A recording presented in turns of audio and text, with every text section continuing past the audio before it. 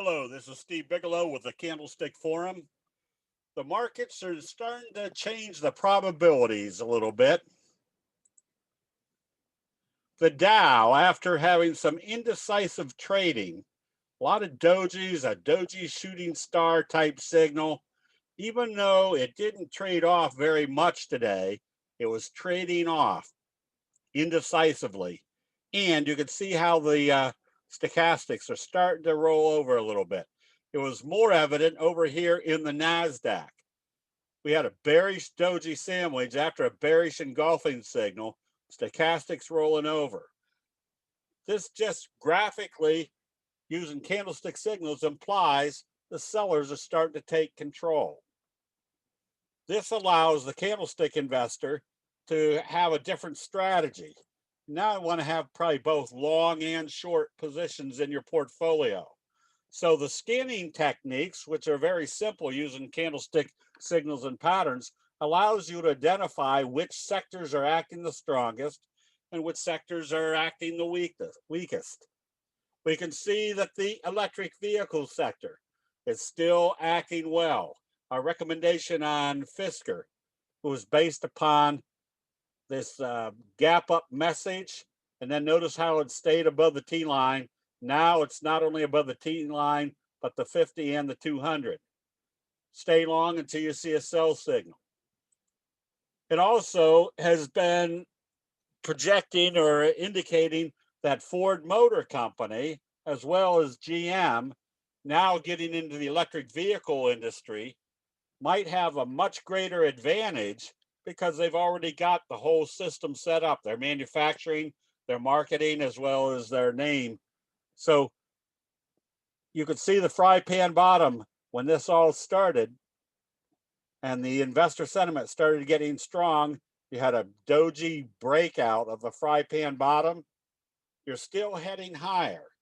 Now, on a longer term basis, this company or the price could go up much further.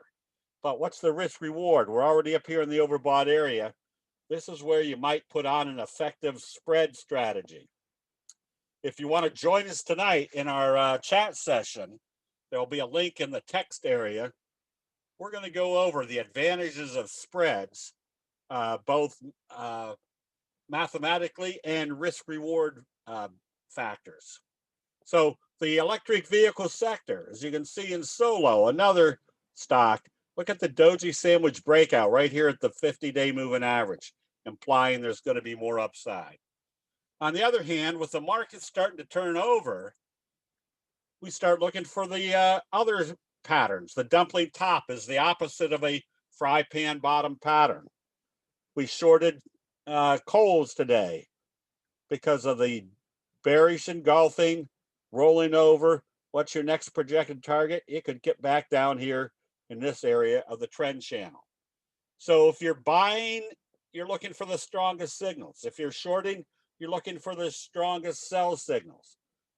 Splunk did a bearish kicker signal today, failing right at the 34, gapping down through the T line, and notice what they did. They tried to come up. The T line acted as a resistance level, taking it back down. This could move all the way down to the bottom of this channel. So candlestick logic is merely, if you see a strong buy signal, the implication is that even if the market's a little bit waffly, that strong signal is still going to tell you you have a strong uptrend until you see a candlestick sell signal and a close below the T line.